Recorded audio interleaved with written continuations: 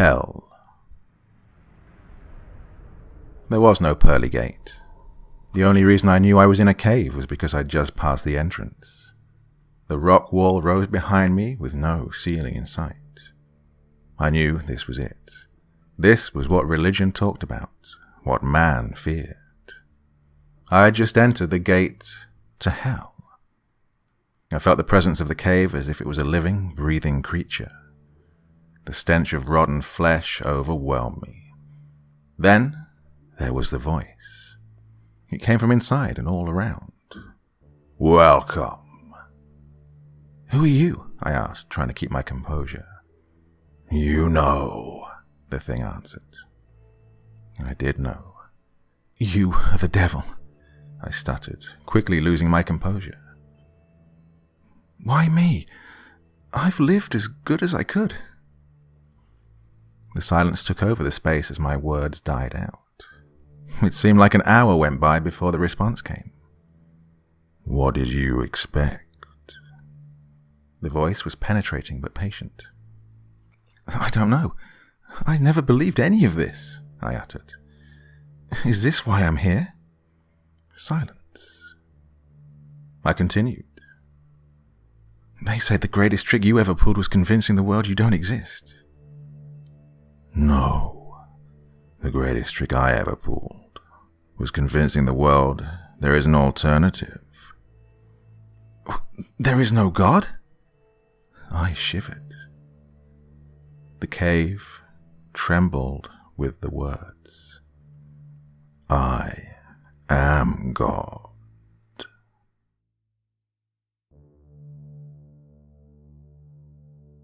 The accident. It was 1 a.m., and Guy Halverson sat in his dark living room. He hadn't moved for over an hour. The accident earlier that evening kept playing over and over in his mind. The light turned red, but he was in a hurry and accelerated. An orange blur came from his right, and in a split second there was a violent jolt. Then the bicyclist rolled across his hood and fell out of sight on the pavement. Horns blared angrily, and he panicked, stepping on the gas and screeching away from the chaos into the darkness, shaken and keeping an eye on his rear-view mirror until he got home. God, why did you run, you idiot?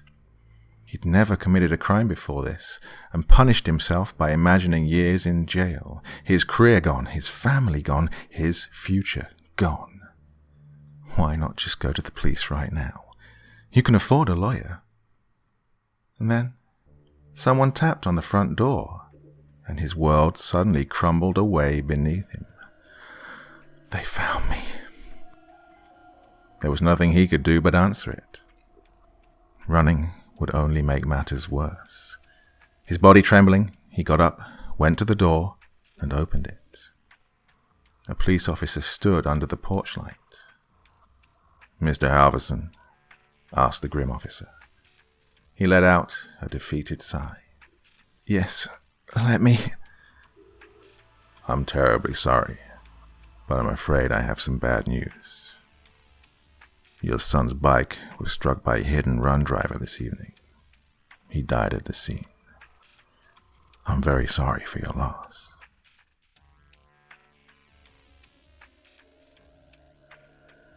Next time you'll know better.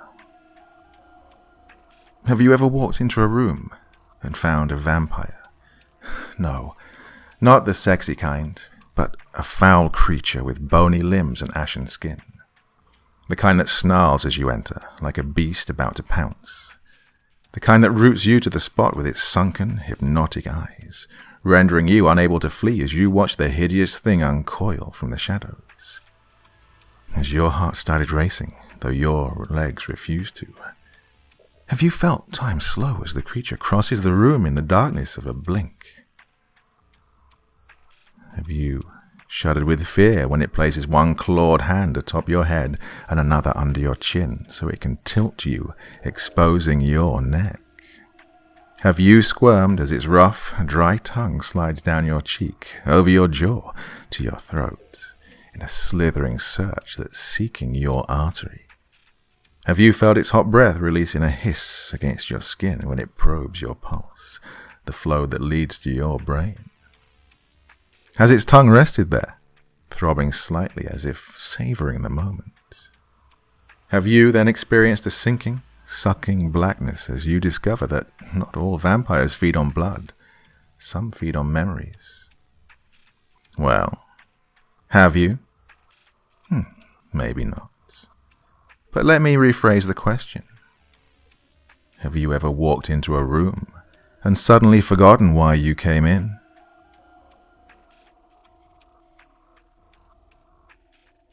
Hands. The doctor pulled the stethoscope ear tips out and hung the device around his neck. Mr. Weatherby, all of your tests have come back negative, and my examination shows nothing abnormal. Adam knew what was coming next. Oh God, I'm not crazy, Doctor. I'm sorry, but there is no physical reason for why you occasionally lose control of your hands. A psychologist can't help. I don't need therapy. I need answers. They seem to have a life all of their own. I can't hold a job. I'm under investigation for assault. I almost killed my neighbor. This can't go on. I'll try anything at this point. After 2 weeks on a new medication, Adam saw no progress and grew increasingly depressed. He was convinced that, despite what the doctors said, it was not a psychological problem. That night, a frustrated and angry Adam sat in a chair and drank bourbon. Drunk and hopeless, he stumbled to the garage and started the table saw, then slowly lowered his wrist toward the screaming blade. Detective Armstrong entered the garage where several uniformed officers stood over the blood-soaked body. So, what do we got? He asked, taking in the blood-splattered scene. This is a weird one, Detective. How so? Take a look at the body. He apparently chopped off his hands with the table saw and bled to death. Armstrong knelt down. And we can't find his hands anywhere.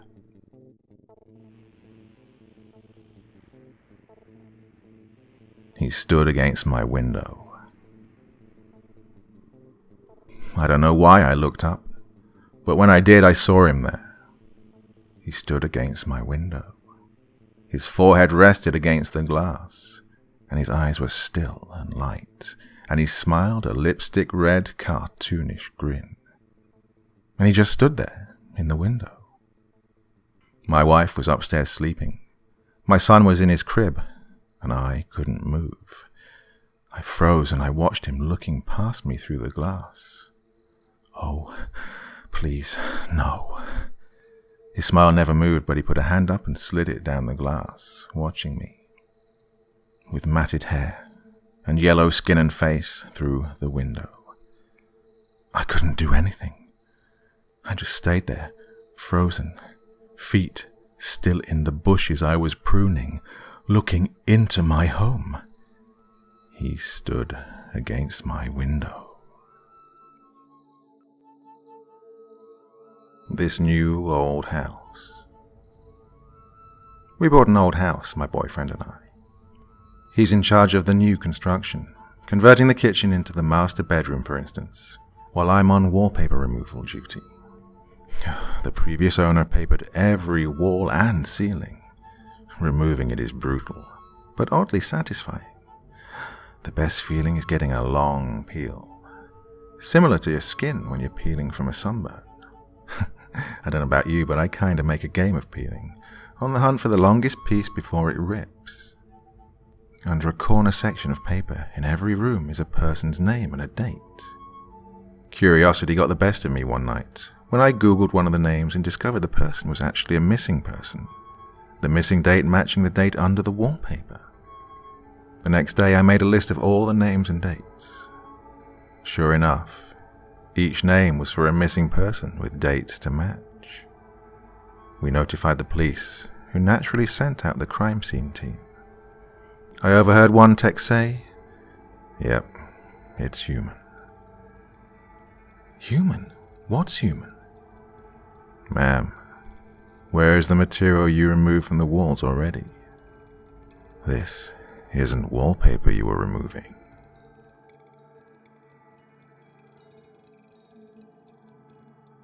I hate it when my brother Charlie has to go away. I hate it when my brother Charlie has to go away. My parents constantly try to explain to me how sick he is, that I am lucky for having a brain where all the chemicals flow properly to their destinations like undammed rivers. When I complain about how bored I am without a little brother to play with, they try to make me feel bad by pointing out that his boredom likely far surpasses mine, considering he's confined to a dark room in an institution. I always beg for them to give him one last chance.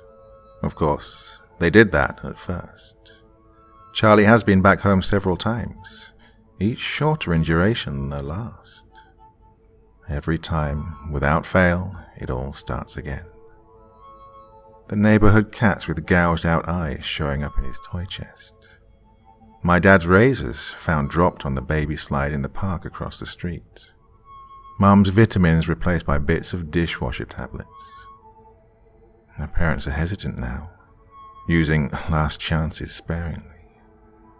They say his disorder makes him charming, makes it easy for him to fake normalcy and to trick the doctors who care for him into thinking he's ready for rehabilitation. That I will just have to put up with my boredom if it means staying safe from him.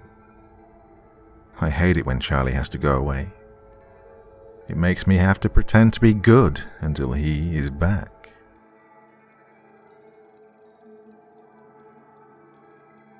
Guardians. He awoke to the huge insect-like creatures looming over his head and screamed his lungs out. They hastily left the room and he stayed up all night, shaking and wondering if it had been a dream. The next morning, there was a tap on the door. Gathering his courage, he opened it to see one of them gently place a plate filled with fried breakfast on the floor, and then retreat to a safe distance. Bewildered, he accepted the gift. The creatures chittered excitedly. This happened every day for weeks. At first he was worried they were fattening him up, but after a particularly greasy breakfast left him clutching his chest from heartburn, they were replaced with fresh fruit. As well as cooking, they poured hot, steamy baths for him and even tucked him into bed. It was bizarre. One night, he awoke to gunshots and screaming. He raced downstairs to find a decapitated burglar being devoured by the insects. He was sickened, but disposed of the remains as best he could. He knew they had just been protecting him. One morning, the creatures wouldn't let him leave his room. He lay down, confused, but trusting as they ushered him back into bed. Whatever their motives, they weren't going to hurt him. Hours later, a burning pain spread throughout his body. It felt like his stomach was filled with razor wire. The insects chittered as he spasmed and moaned. It was only when he felt a terrible squirming beneath his skin that he realized the insects hadn't been protecting him. They'd been protecting their young.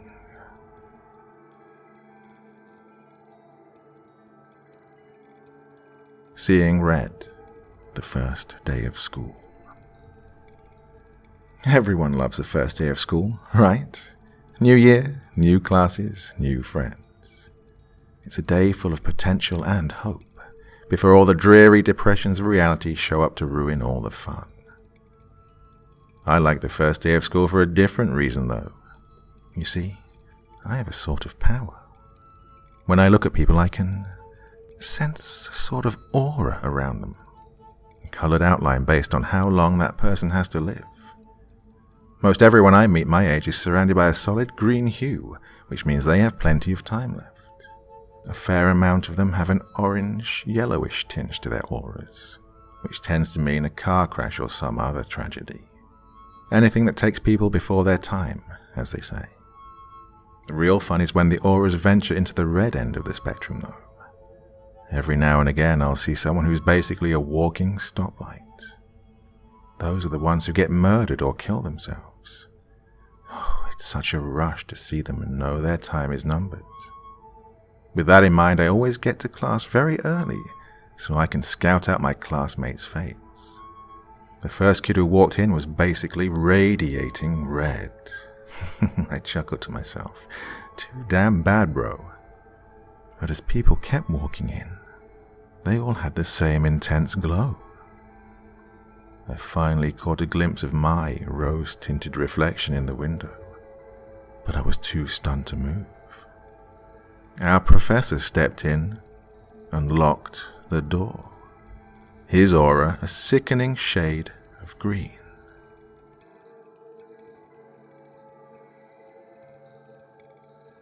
They got the definition wrong. It has been said that the definition of insanity is doing the same thing over and over and expecting different results. I understand the sentiment behind the saying, but it's wrong. I entered the building on a bet. I was strapped for cash and didn't buy into the old legends of the hotel to begin with, so $50 was more than enough to get me to do it. It was simple. Just reach the top floor, the 45th floor, shine my flashlight from a window. The hotel was old and broken, including the elevator, so that meant hiking up the stairs.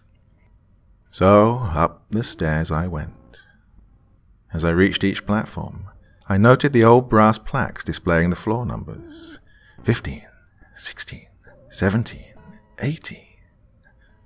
I felt a little tired as I crept higher, but so far, no ghosts, no cannibals, no demons. Piece of cake. I can't tell you how happy I was as I entered that last stretch of numbers. I joyfully counted them aloud at each platform. 40, 41, 42, 43, 44, 44. I stopped and looked back down the stairs. I must have miscounted, so I continued up. 44. One more flight. 44. And then down 10 flights. 44. 15 flights. 44. And so it's been for as long as I can remember. So really, insanity isn't doing something repeatedly and expecting different results. It's knowing that the results will never ever change. That each door leads me to the same staircase, to the same number. It's realizing you no longer fall asleep. It's not knowing whether you've been running for days or weeks or years. It's when the sobbing slowly turns into laughter.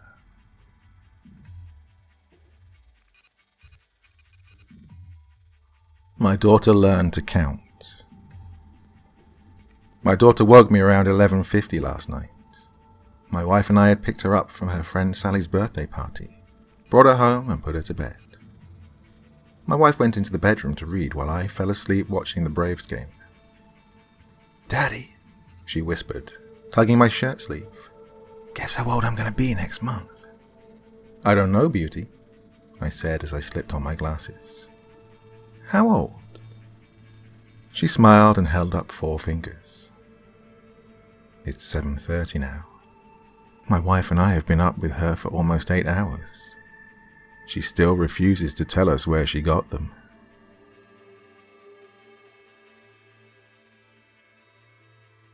Timekeeper.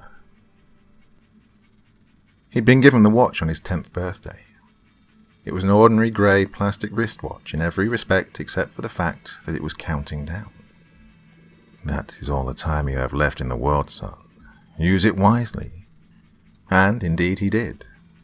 As the watch ticked away, the boy, now a man, lived life to the fullest. He climbed mountains and swam oceans. He talked and laughed and lived and loved. The man was never afraid, for he knew exactly how much time he had left. Eventually, the watch began its final countdown. The old man stood, looking over everything he had done, everything he had built. 5. He shook hands with his old business partner, the man who had long been his friend and confidant. 4. His dog came and licked his hand, earning a pat on the head for its companionship. 3. He hugged his son, knowing that he had been a good father. 2. He kissed his wife on the forehead one last time. 1. The old man smiled and closed his eyes. Then, nothing happened. The watch beeped once and turned off. The man stood standing there, very much alive. You would think that in that moment he would have been overjoyed. Instead, for the first time in his life, the man was scared.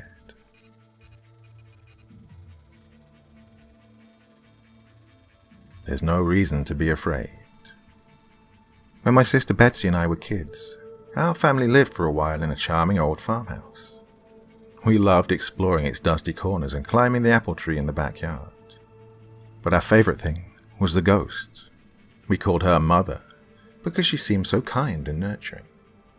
Some mornings Betsy and I would wake up, and on each of our nightstands we'd find a cup that hadn't been there the night before. Mother had left them there, worried that we'd get thirsty during the night. She just wanted to take care of us. Among the house's original furnishings was an antique wooden chair, which we kept against the back wall of the living room. Whenever we were preoccupied, watching TV or playing a game, Mother would inch that chair forward, across the room, toward us. Sometimes she'd manage to move it all the way to the center of the room. We always felt sad putting it back against the wall. Mother just wanted to be near us. Years later, long after we'd moved out, I found an old newspaper article about the farmhouse's original occupant, a widow. She'd murdered her 2 children by giving them each a cup of poisoned milk before bed. Then, she'd hanged herself. The article included a photo of the farmhouse's living room, with a woman's body hanging from a beam. Beneath her, knocked over, was that old wooden chair, placed exactly in the center of the room.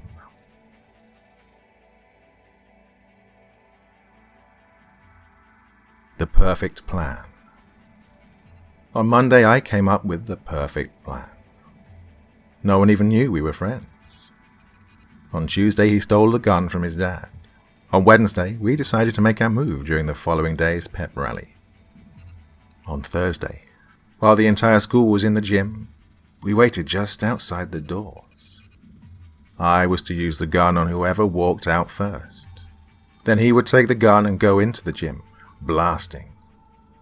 I walked up to Mr. Quinn, the guidance counselor, and shot him in the face 3 times. He fell back into the gym, dead. The shots were deafening. We heard screams in the auditorium. No one could see us yet. I handed him the gun and whispered, "Your turn." He ran into the gym and started firing. I followed a moment after. He hadn't hit anyone yet. Kids were scrambling and hiding. It was mayhem. I ran up behind him and tackled him. We struggled. I wrenched the gun out of his hands, turned it on him, and killed him. I closed his mouth forever. On Friday, I was anointed a hero. Yes, it was indeed the perfect plan.